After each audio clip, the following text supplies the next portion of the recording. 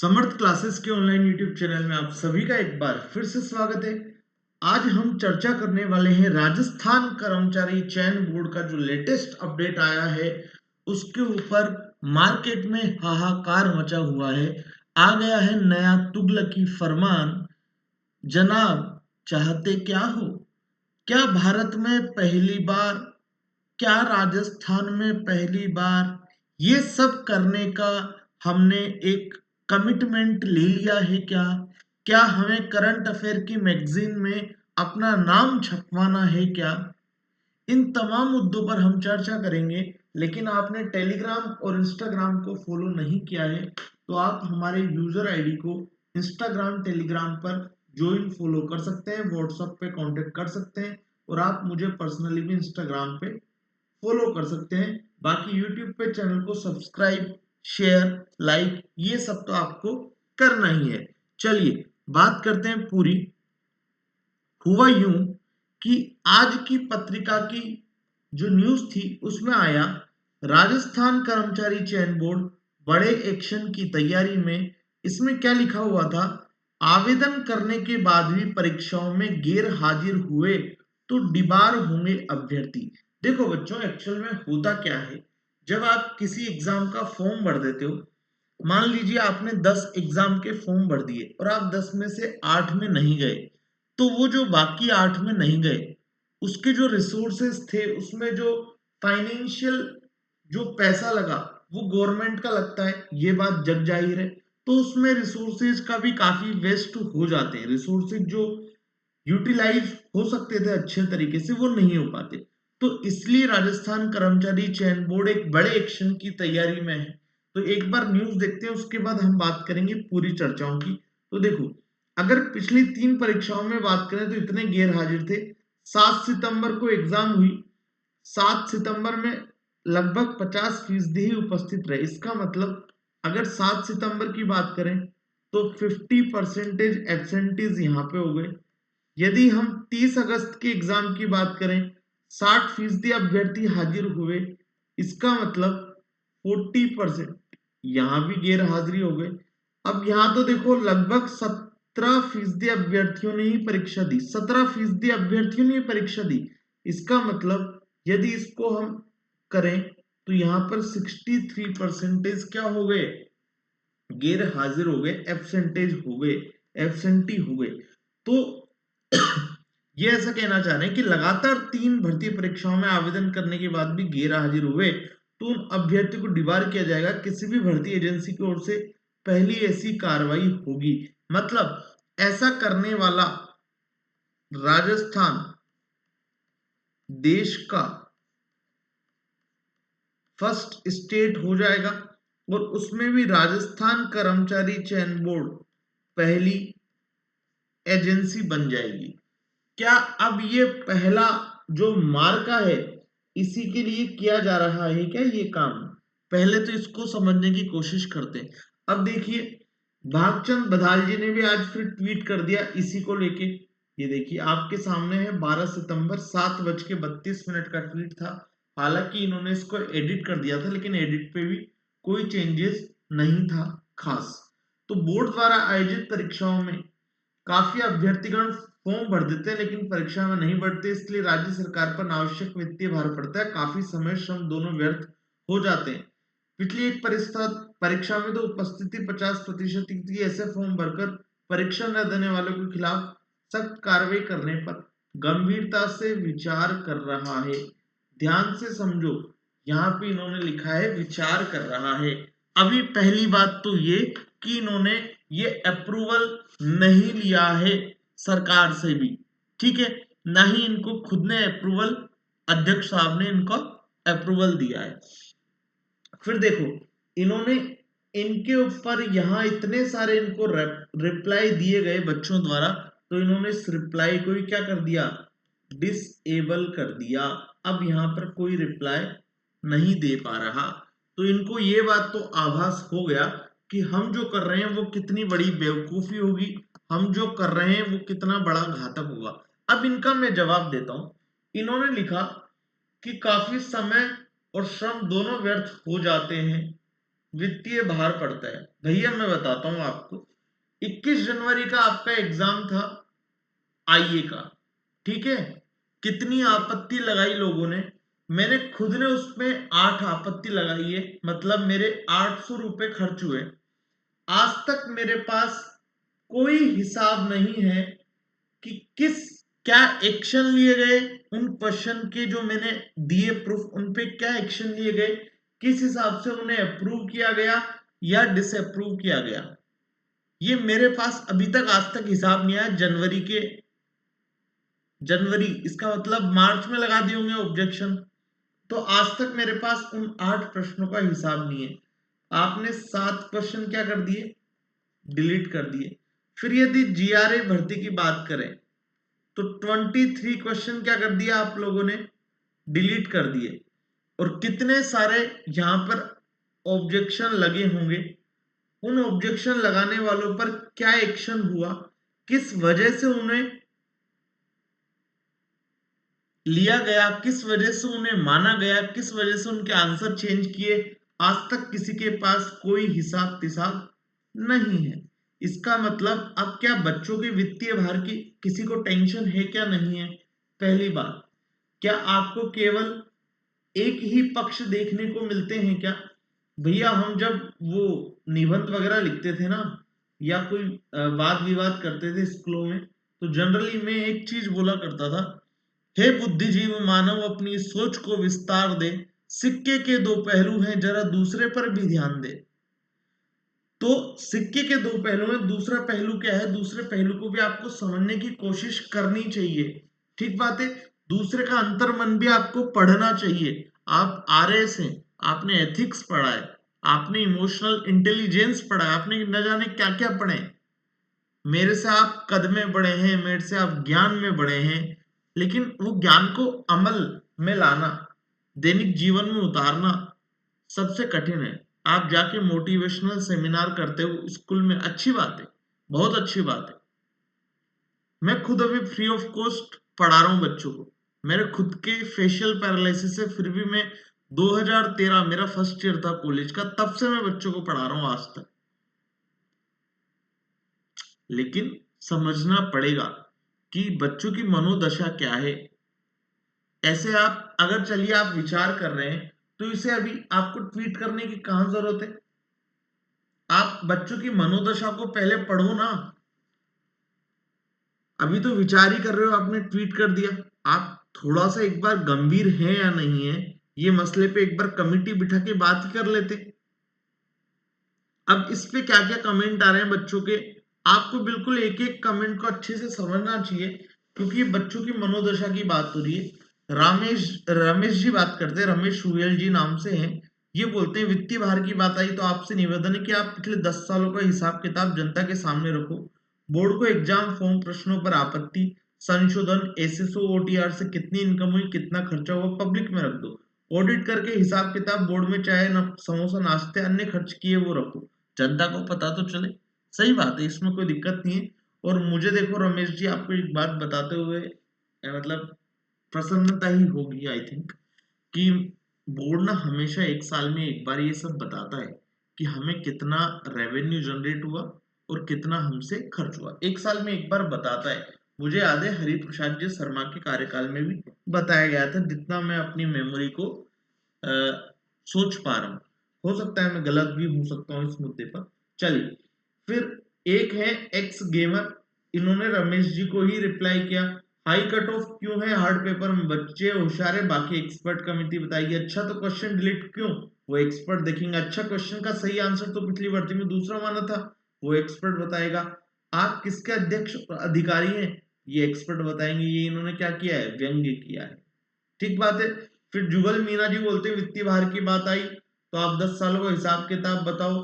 वही सेम चीज जो इन्होंने बताई थी रमेश रुयल जी ने, वही सेम चीज जुगल मीना जी ने यहाँ पर बोली है। फिर उसके बाद हम नेक्स्ट देखें अंबिका कंवर जी का, एक ही पेपर में 23 प्रश्न डिलीट कर देते हो, आपत्ति के नाम पर स्टूडेंट से लाखों रुपए कमाते हुए विरोध करने पर अध्यक्ष महोदय बोलते हैं कि स्टूडेंट ने आपत्ति लगाई इसलिए हमने डिलीट किए। अपनी गलती के लिए स्टूडेंट को जिम्मेदार ठहराते, क्या उससे स्टूडेंट का नुकसान नहीं है। बिल्कुल सही बात है। ये मैंने आपको पहले ही बता दिया। पता नहीं किसने अधिकारी बनाया जो मर्जी आया कहने लगे विद्यार्थी की अपनी मर्जी परीक्षा दे या ना दे, खर्च खुद से नहीं देते, फीस भरकर फॉर्म भरते हैं, खुद सिस्टम में सुधार नहीं करते हैं, फिर हाई कोर्ट में जाएगा तब क्या करोगे? ऐसा हर राज्य और केंद्र में होता है। परीक्षा न देने के कई कारण होते हैं। बिल्कुल सही बात है। आप 500-600 मीटर दूर दो ही मत सेंटर। अगर ऐसी ही बात है कि आपको यदि किसी पे बाध्य करना है तो फिर बाध्यता में तो यह है कि आपको भी सरकार बाध्य कर दे। 10 किलोमीटर के अंदर आपको क्या देने? सेंटर देने। दे पाओगे क्या? नहीं दे पाओगे। हालांकि ये बात सही है कि मैं खुद भी चाहता हूं कि ये जो अटेंडेंस है वो बढ़े, और उसके लिए एक तरीका होता है। उसके लिए क्या तरीका होता है मैं आपको सॉल्यूशन देता हूं। सर सुनिएगा ध्यान से। मान लीजिए आपका कोई एग्जाम है 15 अक्टूबर को। मान लीजिए ये 15 अक्टूबर को है आपकी एग्जाम।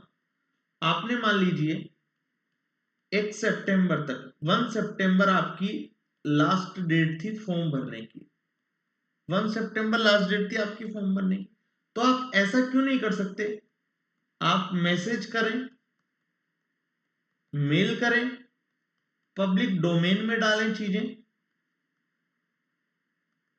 और 5 दिन का समय दें, 5 डेज का समय आफ्टर फॉर्म फिलिंग। और उसमें क्या क्या हो ऑप्शन? विड्रॉ का ऑप्शन हो, फॉर्म विड्रॉ का। और उसमें ये भी छूट दे देना कि जो जो फॉर्म विड्रॉ करेगा उसे 100 रुपए रिफंड दिए जाएंगे। क्या प्रॉब्लम है बताओ? फायदा है ना। और ये नहीं भी देंगे तो कोई दिक्कत नहीं है, लेकिन ये ऑप्शन दो ना। हो सकता है वो बच्चा नहीं देना चाह रहा हो, फॉर्म भर दिया उसने, आप फॉर्म विड्रॉल का ऑप्शन दीजिए ना। मैंने एक ट्वीट किया हुआ था पहले, काफी टाइम पहले, और अभी थोड़े दिन पहले ही डिलीट कर दिया क्योंकि कोई सुनता ही नहीं है ट्वीट। तो फालतू के ट्वीट सुनने आप लोगों को, फालतू के ट्वीट ही कर रहे हैं आप लोगों को।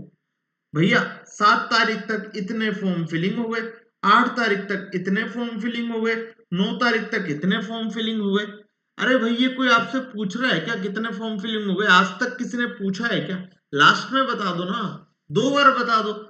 रोज हर ऑल्टरनेट डे पे आप यही बता रहे हो सीईटी के इतने फॉर्म फिलिंग हो गए। जरूरत नहीं है ना। जरूरत हो चीज वो की जाए तो ज्यादा अच्छा रहता है। आपने ट्विटर को क्या पता खेल बना लिया है, जिम बना लिया है। सुबह शाम ट्विटर पे हमें रहना है, दिन में हमें नहीं रहना। और जो करना है हमें अपने हिसाब से करना है। हम ही खुद ही ट्रेनर हैं, खुद ही एक्सरसाइज करेंगे। आज बाइसेप्स करना है, क्या करना है, आज सीईटी के बारे में ट्वीट करना है, किसके बारे में, ये हमारा डिसीजन रहेगा। भैया ऐसे नहीं होता काम। आपको दूसरे का अंतर्मन भी समझना पड़ेगा, क्योंकि आप जिस पोस्ट पे बैठे ना, उसका मेन मोटो ये है कि बच्चों के हितार्थ हो काम, जो भी हो। जो चीज बच्चों के हित में नहीं है उसको ट्वीट करने का मकसद ही नहीं होना चाहिए। ये क्या बच्चों के हित में है क्या बताओ कि इतने फॉर्म फिल हो गए आज तक? भैया आप बीच में बता दो, और आपकी ड्यूटी है कि भैया लास्ट डेट नहीं बढ़ाएंगे। अच्छी बात है, आपने बार बार बता रहे हो, लेकिन रोज फॉर्म फिलिंग हर 4 घंटे में बताया आपने, 1-2 दिन तो जरूरत ही नहीं है। लास्ट में बता दो जिस दिन खत्म हो, उससे क्या फर्क पड़ेगा कितने फॉर्म आ गए बच्चों को। तो ये एक तरीका हो सकता है कि फॉर्म विड्रॉल का आपको टाइम पीरियड दें, उसके अनुसार आप रिफंड भी कर सकते हो 100 रुपए। बच्चे को भी वो थोड़ा रहेगा कि भैया पैसे आ रहे हैं तो हम विड्रॉल कर लें। फिर ये कोई है महाशय, इन्होंने यही लिखा है कि पेपर एक ढंग से बनता नहीं है, डिबार करने वाला हो कोई 100 क्वेश्चन का पेपर, उसमें 20 डिलीट होते हैं, आपको डिबार करे तो कोई। बिल्कुल सही बात है। आप कितना पैसा वेस्ट कर रहे हैं ये कमिटी वाला। कमिटी हो गई, पेपर सेटर हो गए, पेपर सेट हो नहीं रहे, कमिटियां बिठा रहे हो, फिर आपकी रिव्यू कमेटी बनती है, सब पे पैसा लगता है भैया। आप स्टार्टिंग जो इनिशियल प्रोसीजर है उनको ही प्रॉपर प्रोटोकॉल से फॉलो करो, उनको प्रॉपर शिद्दत से फॉलो करो, तो इतना कुछ आए नहीं। फाइनेंशियल जो प्रॉब्लम आप देख रहे हो, कुछ फाइनेंशियल जो प्रॉब्लम है बच्चों के एंड से मान ली मैंने कि उसमें सुधार की गुंजाइश है, लेकिन ज्यादा सुधार की गुंजाइश आपके सिस्टम की तरफ से, आपके एंड से है भैया। ललित सैनी जी वही सेम चीज मैं बता चुका हूं, आप सेंटर ही इतना दूर दे देते हो, किस प्रकार एग्जाम देने जाएगा आदमी। ये देखो खुद का सिस्टम कब सही करोगे, लेवल 2 में आपने 22,000 लोगों को नियुक्ति दे दी, अब उसको बदलकर खुद को क्या प्रूव करना है। 77,000 आपत्तियां लगी है, 77,000 आपत्तियां लगी है, तो 77,000 को 100 से मल्टीप्लाई करो बच्चों एक बार, मेरे से तो हो ही नहीं रहा यार, भयंकर बड़ा फिगर है। तो अब ये देखो कितना हो गया है, गिन लो तुम, 77 लाख हो गया है। तो 77 लाख तो केवल आपने L2 में ऑब्जेक्शन से कमा लिए। अब बच्चों की क्या, ना कोई आप रीजन दोगे, जबकि एसएसओ में लिखा हुआ है वहां पे कि क्या एक्शन लिया वो बताया जाना चाहिए, लेकिन कोई नहीं बताता। इन्होंने ये बोला था कि हम ओएमआर अपलोड कर देंगे, आज तक ओएमआर अपलोड नहीं हुई। इन्होंने कितने टाइम से बोल रखा है कि हम, आप एग्जाम देने जाओगे तो फेस स्कैन करेंगे, आज तक नहीं हुआ। आईए टाइपिंग में जरूर हुआ है, वो बायोमेट्रिक हुई है, फेस स्कैन आज तक नहीं हुआ। बायोमेट्रिक कैप्चर में तो आप फेस की फोटो कैप्चर करेंगे ही करेंगे।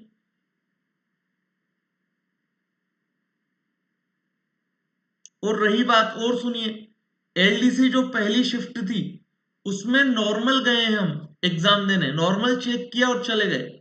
दूसरी शिफ्ट में आए तो दूसरी शिफ्ट में वो जो लेके खड़े रहते हैं ना सीआरपीएफ वाले, मेट्रो में क्या बोलते हैं उसको, नाम याद नहीं आ रहा मुझे, उससे चेक किया। पहली शिफ्ट में क्यों नहीं था वो, पुलिस वाला सोता रह गया घर पे, लेट आया वो ड्यूटी पे, सोचिए आप। पर वही बात, जबकि पैसा पूरा गया है, जिस भी जहां भी जाना था, जिस बॉडी को जाना था, वो पैसा क्या पहली शिफ्ट के लिए भी कि भैया ऐसे चेकिंग करनी है, लेकिन पहली शिफ्ट में चेकिंग नहीं होती, दूसरी शिफ्ट में होती है। वही सेम यार, वही सेम रिप्लाई, अब क्या उनको बार बार ट्वीट करके देखना।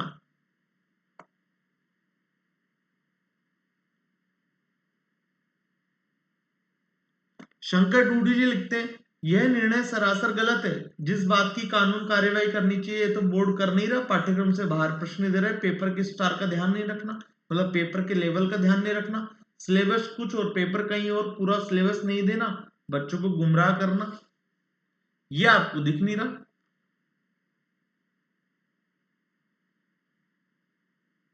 ये देख लो,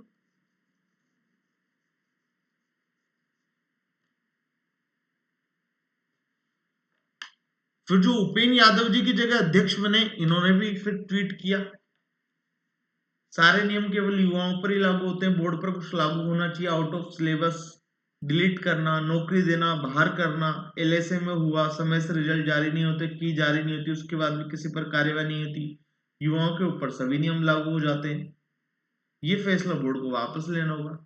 जी लेना होगा ये तो, हाँ इसको आप बिल्कुल तरीके से कर सकते हो, इसको तरीके से इंप्लीमेंट करें तो हो सकता है। हर चीज का एक तरीका होता है कहने का, यदि इसी को ये तरीके से कहते तो समझ में आता। हालांकि अभी भी बोल रहा हूं कि ये अभी क्या है, अर्ली स्टेज में है, इन्होंने साफ लिखा है यहां पर, गंभीरता से विचार कर रहा है। आप इसको भूल जाइए अभी के लिए, इसको देखेंगे तो परेशान होंगे, आप इसको पढ़िए, विचार कर रहा है, तो ये विचारणीय है और विचारणीय योग्य ही रहेगा, मुझे नहीं लगता कि कभी अमल में आने वाला है। लिख के ले लो चाहे आप मेरे से।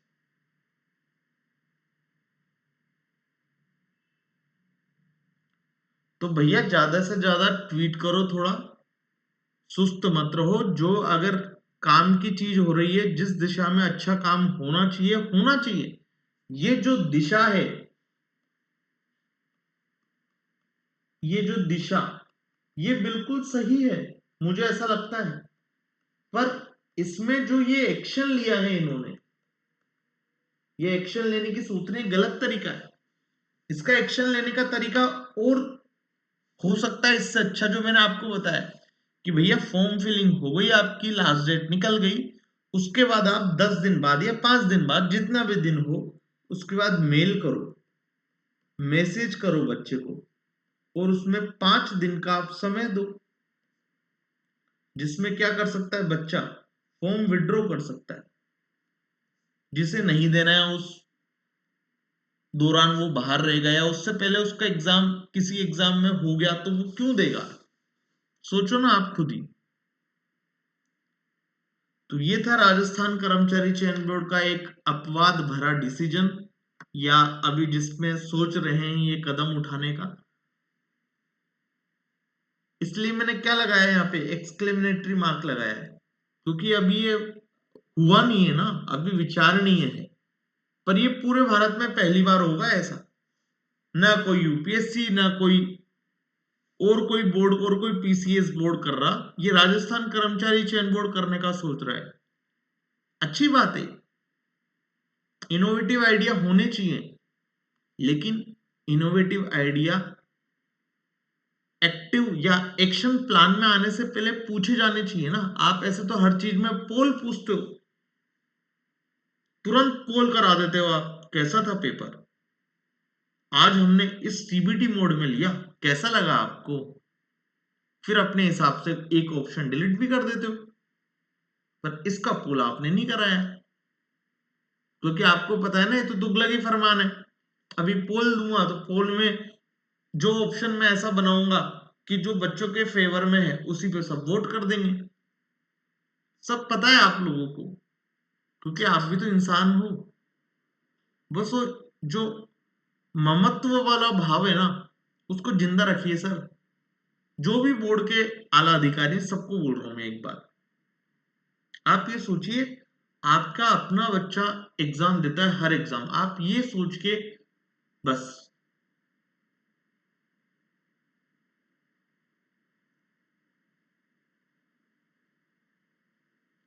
तो भैया सीधी सी बात ये, राजस्थान कर्मचारी चयन बोर्ड से मेरा हाथ जोड़ के निवेदन यही रहेगा कि ऐसा कोई भी कदम ना उठाएं जिससे बच्चे परेशान हो। ये बच्चे आपके ही हैं, मैं भी आपका ही हूँ, ठीक बात है, सभी बच्चे अपने ही हैं। सीधी सी बात है, कोई भाई है, कोई बहन है, कोई दोस्त है, कोई मेरे से हम उम्र का है, कोई बड़ी उम्र का है। आप तो मेरे फादर के एज के हैं। तो ये विचार करें आप, तो विचार में ही रहने दीजिएगा इसको, या इस पे अच्छे से कमिटी बना के थोड़ा और इस पे काम करना चाहिए, बिल्कुल करना चाहिए। मैंने कब का ट्वीट किया हुआ है, आप मेरी यूजर आईडी ले लीजिएगा, और कोई ट्विटर, कोई भी आईटी एक्सपर्ट हो उससे ट्वीट यदि वो वापस ला सकता है तो वो ट्वीट मिल जाएगा आपको। और ये भी मैं बता दूं कि 5 दिन पहले डिलीट किया है मैंने वो ट्वीट, क्योंकि एक्शन नहीं हो रहा था उस पर कुछ। इससे पहले मैंने काफी ट्वीट इस पे भी किए थे कि जो महिला विक्षक होती है, ये बातें करती रहती है हर एग्जाम में। आप महिला विक्षक तो लगा देते हो, वो बातें करती रहती है, उनको बीच में टोकना पड़ता है कि भैया बातें मत करो, हमारा एग्जाम चल रहा है, मैथ्स मैथ्स का पेपर हम सोल्व कर रहे हैं। आधे घंटे रहती है वो नॉर्मल, फिर वापस चालू हो जाती है। ये हमारी ड्यूटी है क्या कि हम बोलें? मैं आपको पहले बता दूं, मैं महिला विक्षकों का भी उतना ही पक्ष धरूं जितना पुरुष विक्षकों का, लेकिन बशर्ते कि उनको एक वो तो दी जाए समझ प्रॉपर, कि भैया बच्चा ये एग्जाम फाइट कर रहा है और तुम बातें कर रहे हो यहाँ पे घर गृहस्थी की। ये छोटी छोटी चीजें ना कोई सोचता नहीं है। मैंने ट्वीट किया हुआ है ये तो शायद अभी भी होगा मेरे ट्विटर हैंडल पे। एक मैंने ये ट्वीट किया हुआ था, 3-4 फ्लोर के वो होते हैं, क्या बोलते हैं, सेंटर, और कई एग्जाम सेंटर में मैं ऐसा गया हूं हाल ही के दिनों में, जेआरए या हो गई या आईए हो गई। पहली बात तो उनमें 24 अलाउड ही नहीं हो सकते किसी कंडीशन में, वो 24 की सीटिंग के है ही नहीं रूम। उनमें अगर अच्छे से बिठाओ तो 12 की सीटिंग के रूम है, 24 की सीटिंग कर दी। इनका भी रिव्यू तो किया जाना चाहिए। वित्तीय भार तो पड़ेगा, लेकिन उससे क्या होगा, ये जो चीटिंग वगैरह ये जो सब होती है ये तो नहीं होगी। पर कोई देखता ही नहीं है, सबको अपने अपने ट्वीट करने से मतलब है। या जो सीधा सा रिप्लाई आया उसका जवाब दे देंगे, इसकी डेट कब, उसकी डेट कब, बस दे दी, खत्म आंसर। मैं समझता हूं कि पूरे ट्वीट का रिप्लाई देना जरूरी नहीं है, लेकिन ये जो छोटी छोटी चीजें ना, उन पे काम करने की बहुत जरूरत है। आप बड़े एक्शन लेते हो उससे बेटर है ना एक बार छोटे छोटे एक्शन तो लो।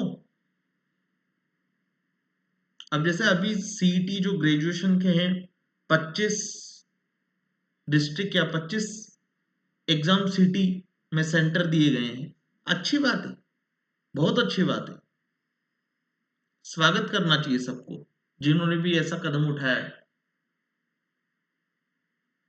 तो ये छोटे छोटे डिसीजन है, वो लीजिए आप। तो चलिए, यही था राजस्थान कर्मचारी चयन बोर्ड का अपडेट। जो थी बात मैंने आपको दिल से बताई है, हो सकता है कुछ गलत भूल गया हो तो छोटा भाई बड़ा भाई समझ के माफ कर दो, ठीक है, किसी के बारे में कुछ गलत बोला हो तो। हालांकि ये जो भी बोला है दिल से बोला गया है भैया, ठीक है। बाकी समर्थ क्लासेस को आप फॉलो कर लीजिएगा। समर्थ क्लासेस ऑनलाइन नाम से टेलीग्राम और इंस्टाग्राम पे हमारा हैंडल है, व्हाट्सअप कर सकते हैं, इंस्टाग्राम पे मुझे भी आप पर्सनली फॉलो कर सकते हैं मन.रवि17 से, ठीक बात है। अभी के लिए इतना ही, चैनल को सब्सक्राइब कर लीजिएगा, वीडियो को लाइक शेयर कर दीजिएगा। तब तक अपना ख्याल रखिए। जय श्री कृष्ण।